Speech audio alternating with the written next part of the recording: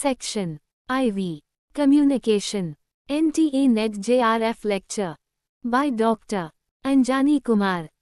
Communication in the teaching process helps students attach concepts to their own lives, as students will apply what they learn in class to the world around them. Communication is exchange of ideas and meanings between two persons or groups. Signs, expressions, utterances, gestures, sounds, noises are the silent form of languages used by human beings. Human beings are capable of making these languages and are using them to convey meanings. Each culture has certain accepted modes of expressions, signs, gestures, clothing styles, decorative marks, etc., which communication between people familiar with that culture can take place non-verbally. Even animals also communicate. Usually, they communicate through non-verbal means. They express their feelings, pain, pleasure, joy, sorrow, anger, pity and other emotions. But their language is silent. Besides silent languages, there is a special kind of language, verbal language. Verbal languages can be used by those who are able to form all sorts of concepts.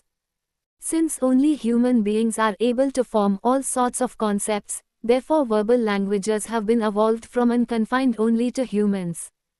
Communication is important for human existence as it shapes all human behavior.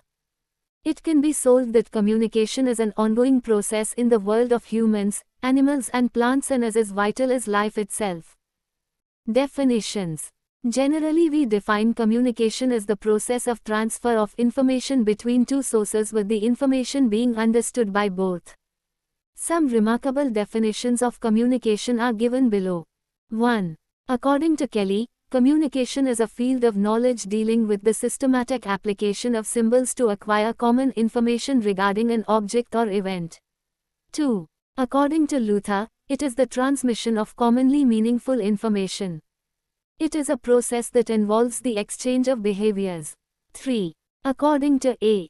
Kumar, communication is the process of making a message understood by satisfying the need sets and ego sets of a receiver.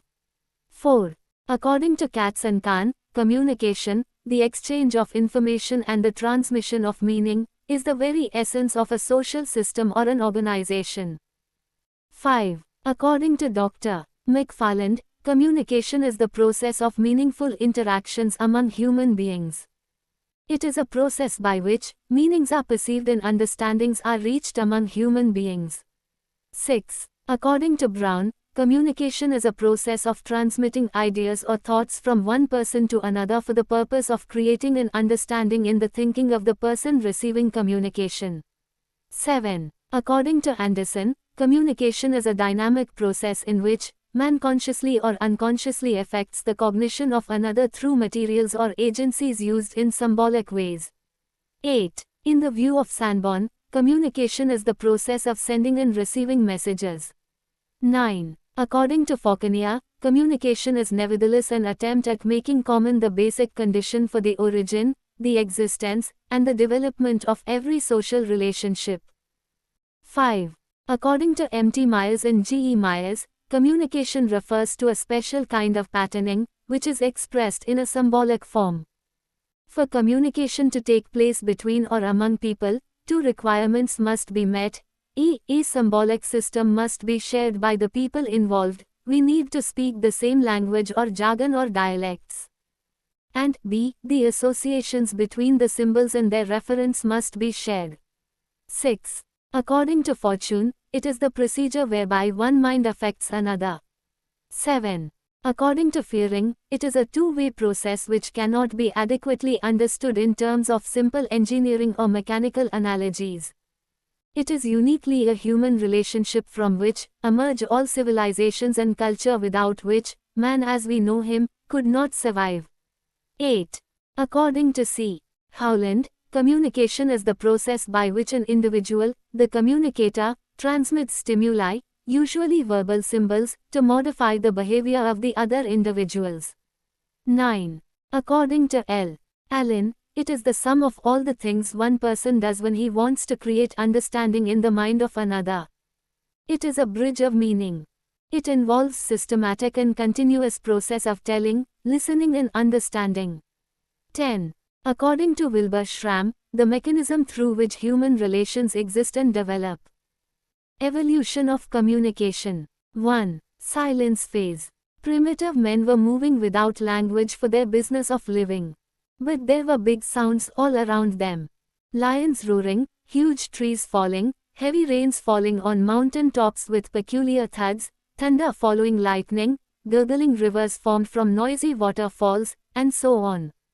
It is possible that one old human uttered a noise, slighting a fierce animal in the night, and that caught the attention of fellow humans, some standing outside the cave and other inside. Somehow, the noise produced by the old man conveyed the sense of fear and alarm to his companions, and all of them huddled in the corner of their dark cave expecting the lion to come and attack them. Luckily, the lion had passed by. And when it was dawn, streaks of sunlight entered the cave in a gingerly fashion and the inmates could see one another. They exchanged a smile of relief and joy. One of them dared to peep through the crevice at the entrance. Gradually they gained self-confidence and stirred out to a bright, lion-less environment. And they must have uttered sounds of joy. But still they did not have a language with words. Verbal phase. Silent phase came to an end when sounds produced with joy and happiness or fright and alarm began to be introduced by humans.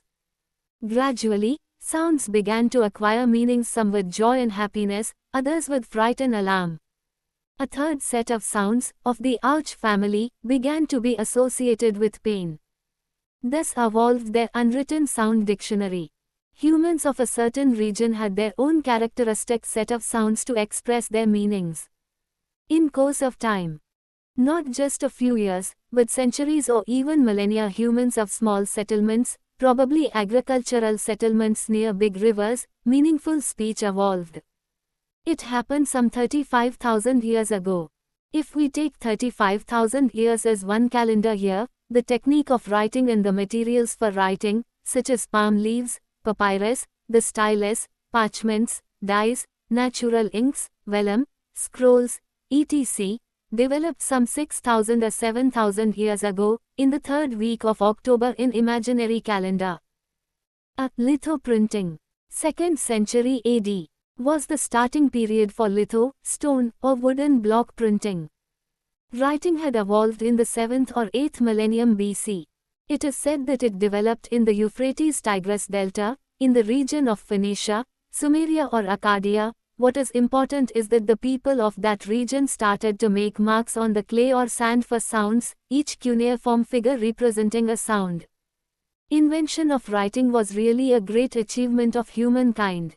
When this system of writing spread to regions around the Mediterranean Sea, to Greece, Mesopotamia, Egypt, etc., it acquired different names. The Greeks called it alpha-beta, the first two characters of their sound writing system, which when transferred to Rome and the Latin region acquired the name alphabet.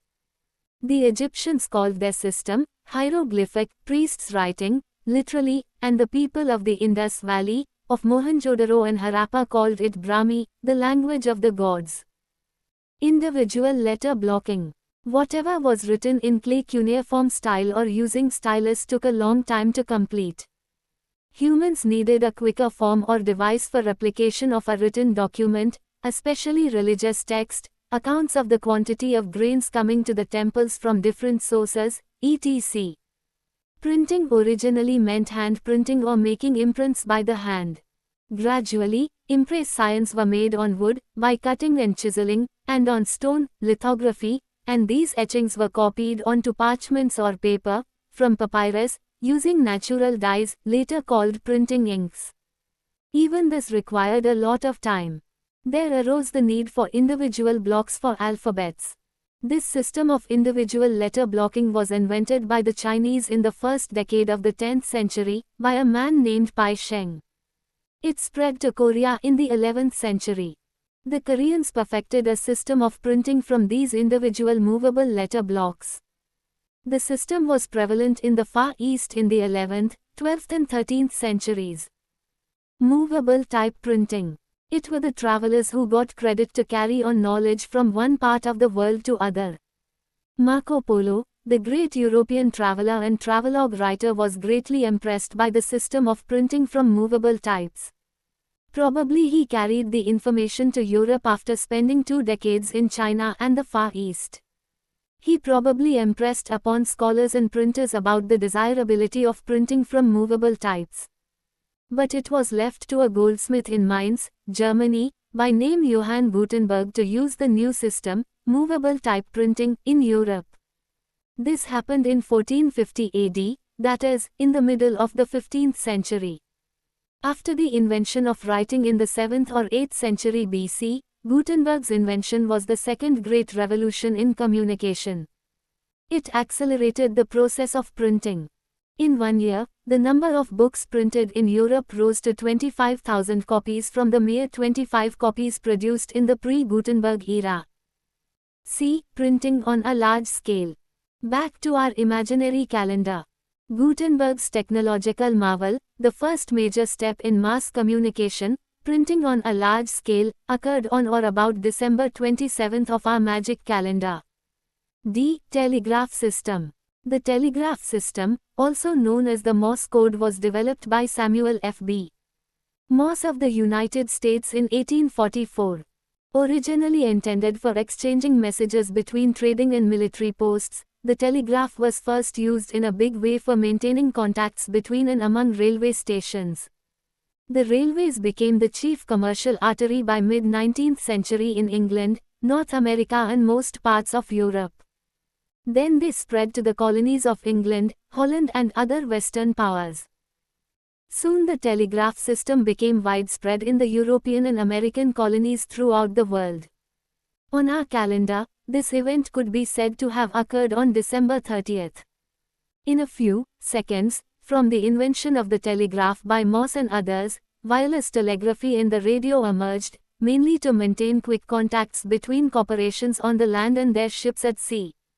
Motion picture. Meanwhile, the motion picture had appeared on the horizon, entertaining many millions, including even those who could not afford the luxury of owning a radio set or of subscribing to newspapers and magazines. This was especially true of societies consisting of very large numbers of illiterate people. FTV in satellite communication. If the motion picture and the radio appeared at 10 a.m. on December 31st on our calendar, TV, which actually was in the making during the late 1920s and early 1930s, became the most fascinating medium of entertainment at 5 p.m. on December 31st. Satellite communication, video display terminals, VDTs, video cassette recorders, VCRs, videotex, teletext, community antenna TV, CATV, closed circuit TV, CCTV, cable system, virtual reality, VR, and other telematic, computerized systems of communication, we can call it communication, came on the scene by about midnight. The media scene is throbbing at the threshold of the new year, at least in rich countries, generally in poor countries' rich quarters, with the latest devices of electronic mail, email, and the internet. Today, we see the phenomenon of convergence among different systems of communication since electronic devices are used in all the media. Nature and characteristics of communication. The McBride Commission's observation, communication maintains and animates life. It is also the motor and expression of social activity and civilization, and runs a thread linking the earliest memory of man to his noblest aspirations through constant striving for a better life. Summarizes the characteristics of communication. 1. Communication encompasses sharing and distributive justice, the basis of communitarianism and communion since its root is communis or communicare. 2. Communication is social interaction through messages. 3. Its basic process is intrapersonal, which is wholly individualistic. 4. Communications are constructed for the people by the people. 5. Communication is the language of life. 6. It creates a common pool of ideas and strengthens the feeling of togetherness. 7. It serves to contribute to the liberation of mankind from want, oppression and fear and to unite it in community and communion, solidarity and understanding. Objectives of communication. A. In society. The objectives of communication are given below. 1. It has to educate the members of the society through various media tools. Example, books are used to study and enhance knowledge levels. 2. It has to keep the society abreast of the news, views, and concepts that are relevant to its immediate neighborhood, other societies, the nation, and world. Hence, the onus of responsibility of making enlightened and elite individuals in a society lies mass communication. Example, news about a scamster is telecast on TV and our masses learn how he has duped the public. 3. It has to provide vital daily use data through TV, radio, newspapers, magazines, video text, teletext etc. that could be used by the members of the society to carry on the daily routines of their lives. Example, teletext services provide information about the arrival and departure of trains. 4. Communication informs the targeted audience about new products, services, and concepts that they can buy or use.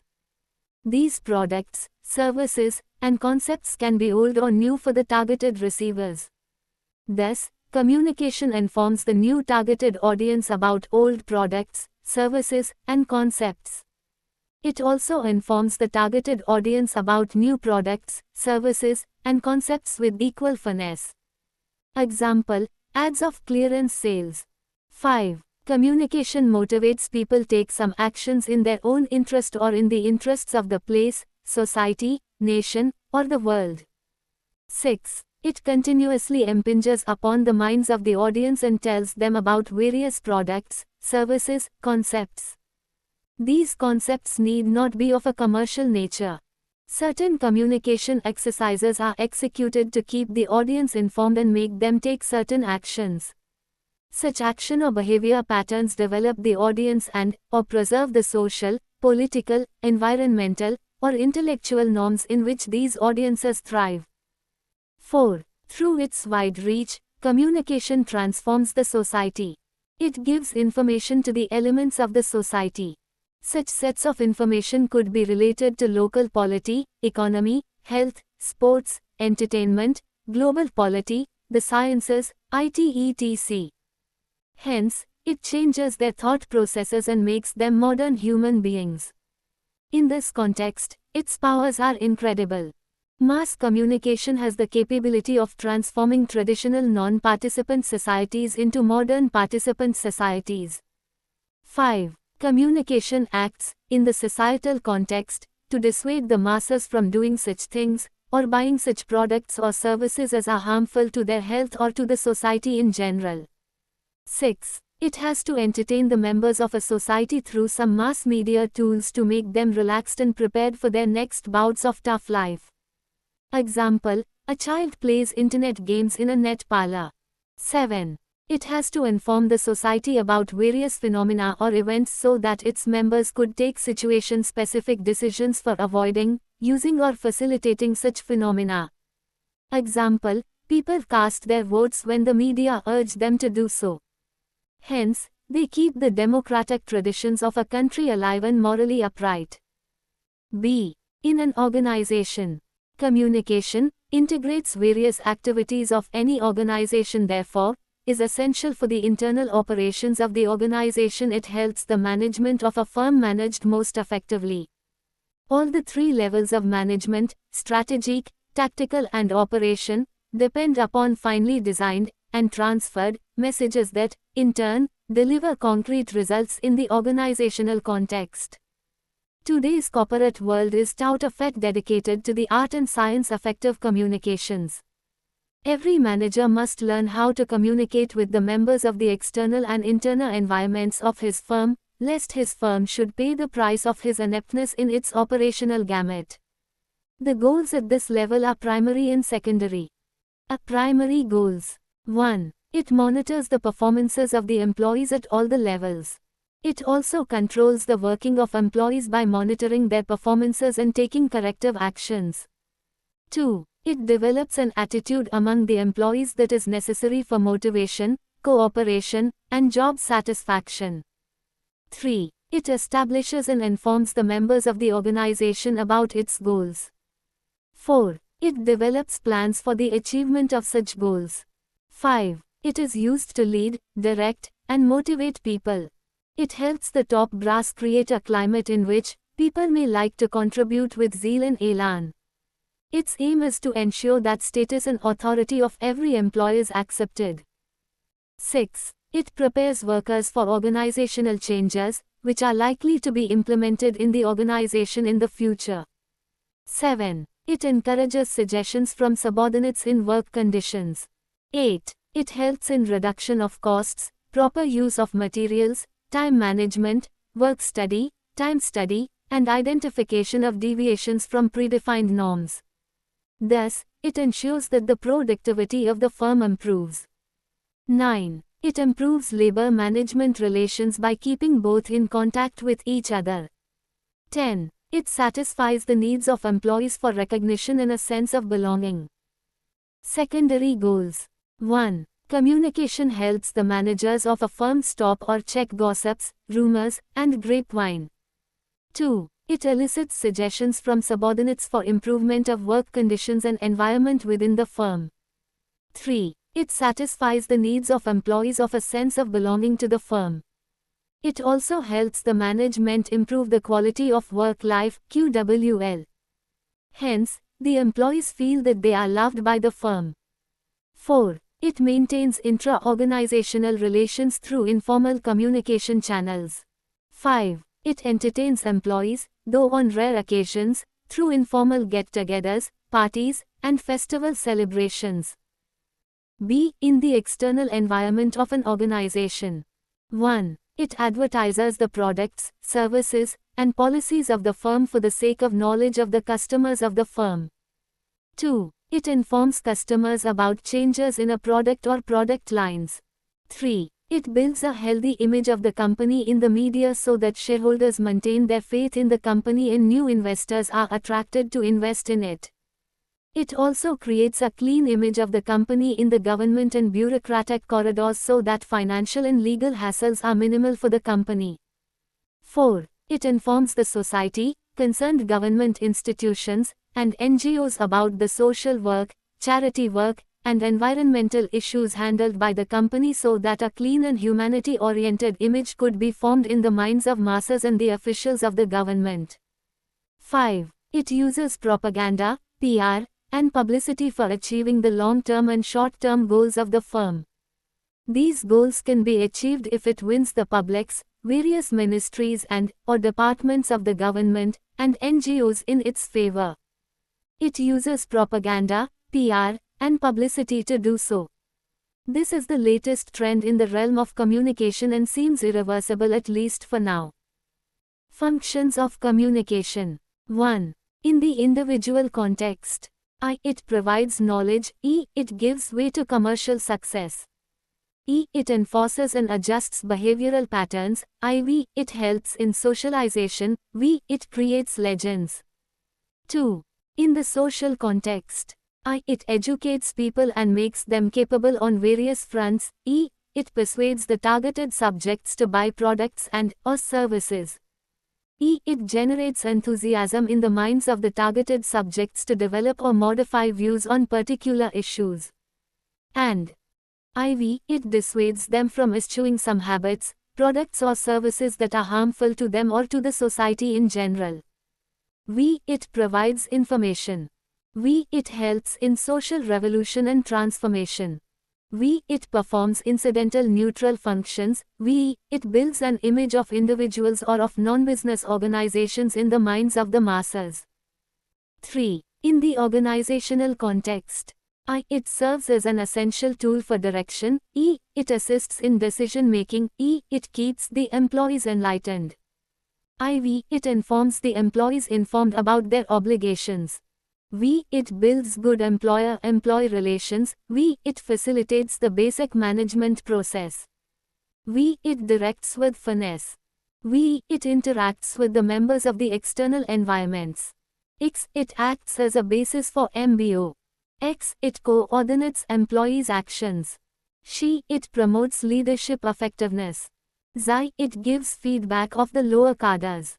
Xi. It evaluates performances for control.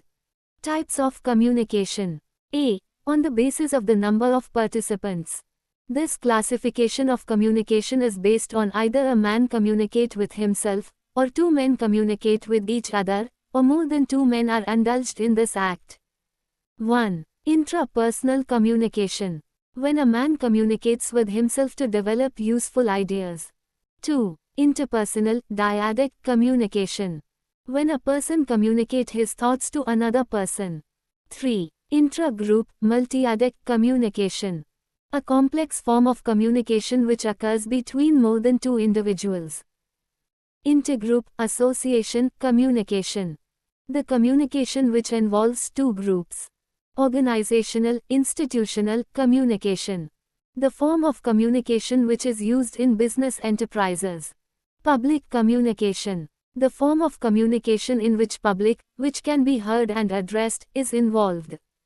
Mass communication.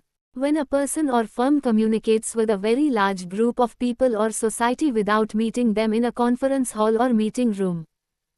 A. On the basis of direction of flow. This classification is based on the guiding factors in a firm or institution. In a firm, orders can move down and reports and suggestions can move upwards. 1. Downward communication. In this type of communication, orders or informations move downwards from superiors to subordinates. Essentials of effective downward communication. Downward communication flows from a superior to the subordinate staff. Its objectives are to give directives about some job, to convey assessment of performance, to explain policies and procedures, to explain the rationale of the job. Its limitations are under-communication or over-communication. In case of a long line of communication, there may be delay, distortion, loss of information, resentment by subordinate staff. To make it effective, in charge should be adequately informed. In charge should be clear about how much to communicate. Some authority should be delegated to lower levels to shorten the line of communication. Information should be passed on to the correct person. 2. Upward communication. When informations move upward from subordinates and continues up to the top of organizational hierarchy. It is an important type of communication which controls purposes. Essentials of effective upward communication. Upward communication moves from the subordinate staff to the superiors. Its importance is provides feedback to the superiors, releases the pent-up emotions of the subordinate staff, provides the superiors with useful suggestions, makes the introduction of new schemes easier, promotes harmony. Its channels are superiors keep an open door, social gatherings, reports, complaints and suggestions boxes, direct correspondence, counseling. Its limitations are employees are reluctant to express themselves. Employees fear that their criticism may be interpreted as a sign of their personal weakness. Great possibility of distortion. Bypassed superiors feel insulted to make it effective. Superiors should take initiative to get close to the subordinate staff, keeping the line of communication short. Prompt redressal of legitimate grievances. 3. Crosswise, diagonal communication. This type of communication involves different people on the same organizational or different levels of the organizational hierarchy. C. On the basis of way of expression. On the basis of way of expression, communication can be classified into 6 major groups. 1. Written communication. In this type of communication, message is sent, obtained through printed or handwritten texts. 2. Oral communication. It may be of 2 types, I. Audio. It refers to the movement message for ears, while the speaker is not present before the listener. E. Verbal. It refers to the transfer of message by words, while the listener is present before the speaker. 3. Visual communication. When the communication involves the use of more visuals and less text. 4. Audio-visual communication. When the information is obtained by the combination of pictures with voices. 5. Non-verbal communication. This type of communication involves the use of face, gestures, attire, eyes etc. for the transfer of an information. 6. No communication. It refers to the total elimination of the response of the receiver to the message of the sender. The reason for this behavior could be psychological, unfavorable conditions or flaws in the business deal. Merits limitations. Time consuming. Expensive not in terms of postage but of the time of so many people. Quick clarification not possible. Accurate. Precise. Permanent. Legal document. Can reach a large number of people simultaneously. Helps to fix responsibility. Written communication. Oral communication. Merits limitations. Saves time. Saves money. More forceful. Conveys shades of meaning. Immediate feedback. Immediate clarification. Can be informal. More effective with groups. Not possible for distant people in the absence of mechanical devices. Unsuitable for lengthy messages. Messages cannot be retained for long. No legal validity. Greater chances of misunderstanding. Not easy to fix responsibility in case of misunderstanding. Face-to-face communication. Merits limitations. Expressions and gestures make communication very effective. Very suitable for discussions. Unsuitable for large organizations. Unsuitable for large gatherings. Ineffective if the listener is inattentive. D. On the basis of organization structure. On the basis of the structure of an organization, the communication can be classified in two major groups. 1. Formal communication. In this type of communication, informations are sent and authenticated by corporate firms, government departments, NGOs, social service groups etc. that have strict and rigid procedures to achieve their respective objectives. 2. Informal communication, grapevine. It arises due to informal relations between persons and grows spontaneously from personal and group interests. Verbal discussion, a gesture, nod, smile or even silence can be the idiom of this type of communication. E. On the basis of objective. Objectives of communication may be social, political, education, entertainment, business or news and views. 1. Mass, societal communication. In this type of communication, masses are communicated to be addressed certain burning issues. 2. Socializing communication. This type of communication involves individual talking, exchange of email, internet relay chat, IRC, video mail and newsgroup discussions. 3. Political communication. Political speeches, meetings, conferences, rumors, propaganda, publicity and election campaigns are involved in this type of communication. 4. Educational communication. When communication is done to educate the masses. 5. Business communication. When communication is used for business purposes. 6. Entertainment communication. When communication is used to entertain people. 7. News and views communication. This type of communication is used to convey or obtain news and wide-range views. 8. City information communication. It concerns data regarding city elements. 9. Data collection communication. It is used to collect useful data. F. On the basis of environment of the firm. On the basis of environment of the firm, communication can be classified in two groups. 1. External communication. If the information of communication is related to those elements that operate outside the organization. 2. Internal communication. When the information is related to those elements that are a part of the organization. G. On the basis of the modes of mediation. According to this basis, there are two major types of communication. 1. Human communication. According to Duffler and Ball-Rokich, human communication begins when one person decides what he or she wants to arouse a specific set of internal meaning experience in another individual by initiating a significant symbol. The process of communication has been completed when the internal experiences of the receiving person are more or less parallel to those intended by communication. There are semantic, neurological, psychological, cultural, and social dimensions in human communication. 2.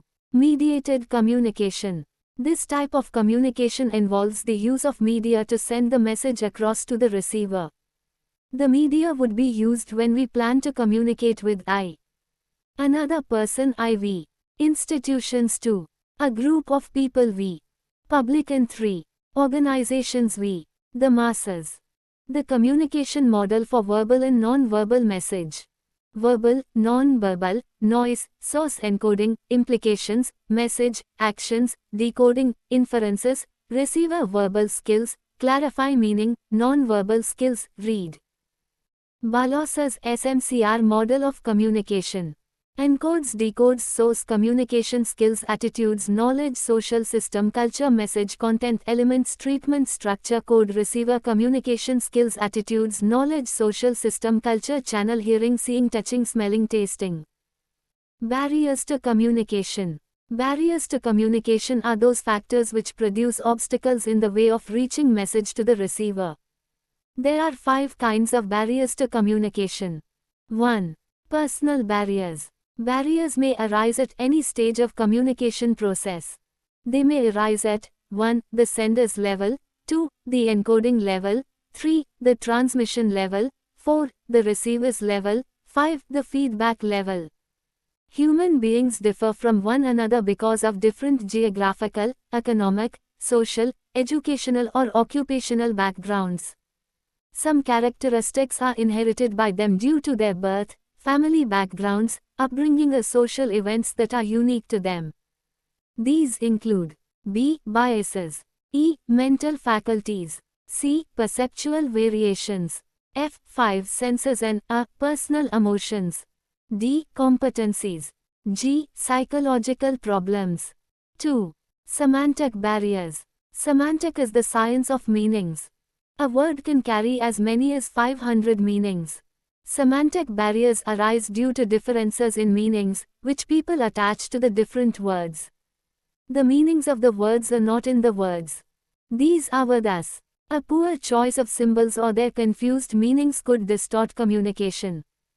Semantic barriers can be subdivided into B. Gestures, handshakes and frowns, D. Signs and symbols, and word interpretations, C. Language translations, E. Cue meanings. 3. Organizational climatic barriers. These are the barriers that are created due to problems in the culture of the organization and also, due to lack of proper directions of the managers or top brass. These are as follows: fears, B. Fears of being misinterpreted, C. Fear of distortion by grapevine, D. Fear of exposing oneself to criticism, E. Fear of getting fired. F. Poor or ego-centered supervision. Poor supervision may create obstacles in the communication process.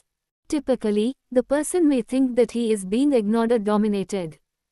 G. Insincerity and lack of confidence. Insincerity means that communication is superficial.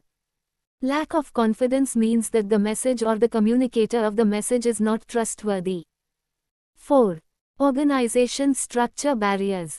When the organization structure is not properly defined, the responsibility and authority are not assigned and channels are also not clear.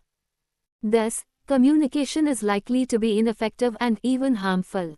These barriers are as follows: A. Lack of chain of command, C. Political manipulations, B. Bureaucratic, D. Class conflicts. 5. Technical barriers. These are the barriers that arise due to A. Space or geographical distance, B. Mechanical failures and disturbances, C. Physical obstructions, too much emphasis on the organization structure, D. Technological malfunctions, like bad telephone lines, poor printouts from the printer etc. E. Improper time of communication. And F. Wrong time of communication. 7 C's of effective communication. There are 7 C's of effective communication which are applicable to both written as well as oral communication. These are as follows. 1. Completeness. The communication must be complete. It should convey all facts required by the audience. The sender of the message must take into consideration the receiver's mindset and convey the message accordingly. A complete communication has following features. Complete communication develops and enhances reputation of an organization. Moreover, they are cost-saving as no crucial information is missing and no additional cost is incurred in conveying extra message if the communication is complete. A complete communication always gives additional information wherever required. It leaves no questions in the mind of receiver. Complete communication helps in better decision-making by the audience, readers, receivers of messages. They get all desired and crucial information. It persuades the audience. Conciseness. Conciseness means wordiness, i.e., communicating what you want to convey in least possible words without foregoing the other C's of communication. Conciseness is a necessity for effective communication. Concise communication has following features. It is both time-saving as well as cost-saving. It underlines and highlights the main messages. It avoids using excessive and needless words. Concise communication provides short and essential message in limited words to the audience. Concise message is more appealing and comprehensible to the audience. Concise message is non-repetitive in nature. Consideration. Consideration implies stepping into the shoes of others. Effective communication must take the audience into consideration, i.e., the audience's viewpoints, background, mindset, education level, etc.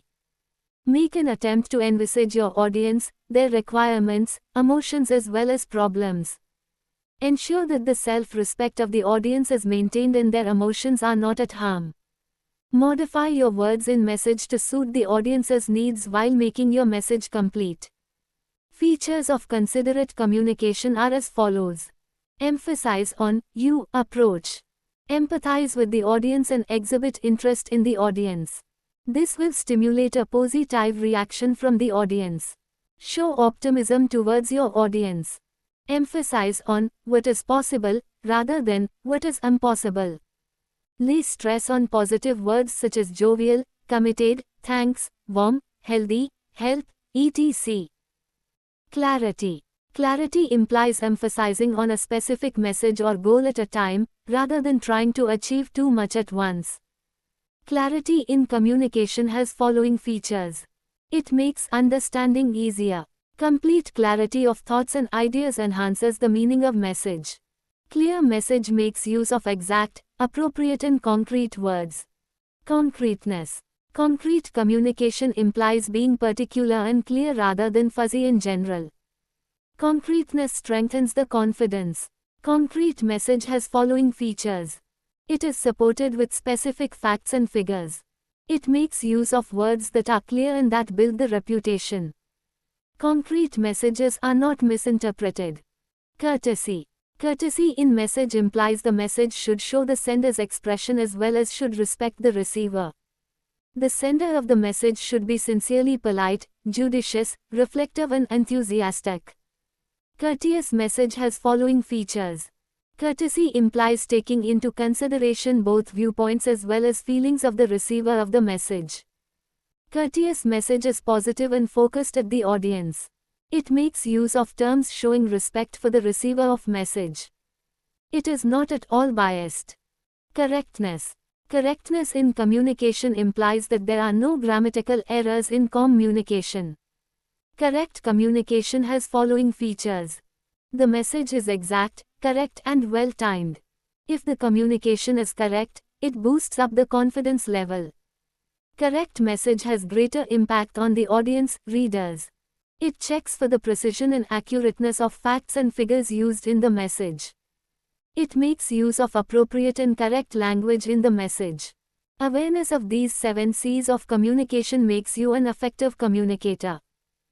Effective classroom communication. There are the 2 wheels of effective classroom communication, those are the teachers and the students.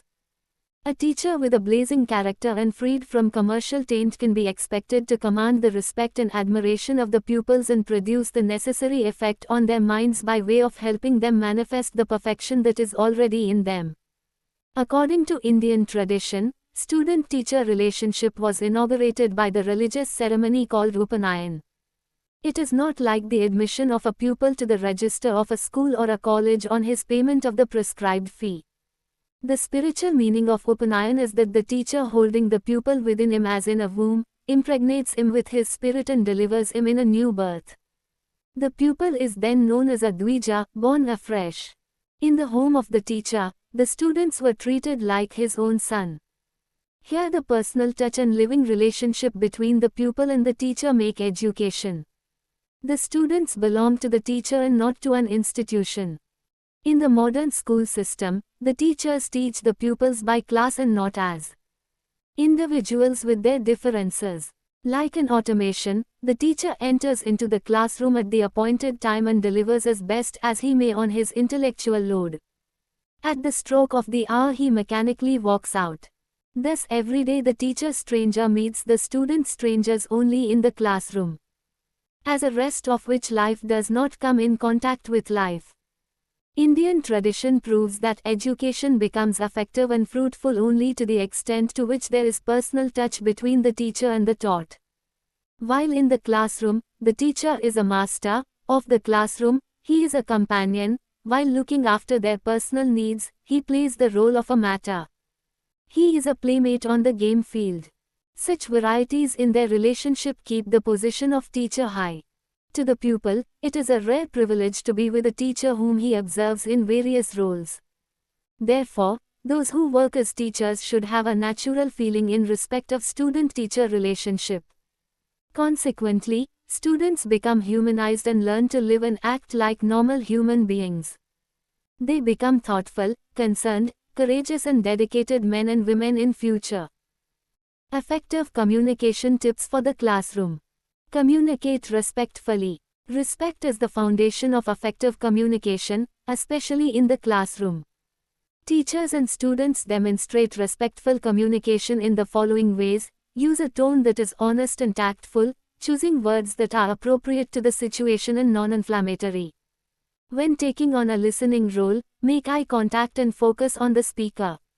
Speak in turn, never interrupting the speaker. Teachers who model respect with their students have more respectful classrooms overall because students learn how to communicate respectfully and see its effectiveness. Repeat your message in different ways. While most communication in a classroom starts verbally, many students don't take in what they hear the first time. Effective communication requires using different techniques in communication. When you want to make a point, consider what visual tools can help you in addition to your verbal communication. For example, if you are discussing rules of conduct, have a chart handy with graphics to help students remember. In a lecture situation, offer handouts that outline the points you are making. Give the students something to do that reflects the idea you are communicating. Repeat yourself at least twice verbally and offer something for students to look at, hold, or do that will also reinforce your message. Check for understanding. A teacher should always check for understanding. The simple question, "Do you understand?" will not result in much information, as most students will either nod or sit passively. Students can write down one sentence that summarizes what they think the lesson or lecture was about, or they can write a question they have about the lesson. In a one-on-one conversation, a teacher should ask the student to repeat the main point or outcome of the conversation. Non-verbal communication. Everyone communicates non-verbally through facial expressions and gestures. Effective communication in the classroom requires careful use of these nonverbal cues. A teacher who rolls her eyes at a student's question sends a louder message than her careful and expert verbal response. A disapproving stare can work wonders on a student who is off task. Gestures and animated facial expressions also give weight and enthusiasm to what a teacher has to say. Students who see a teacher actively engaged in what she is teaching will be much more engaged themselves. Thank you.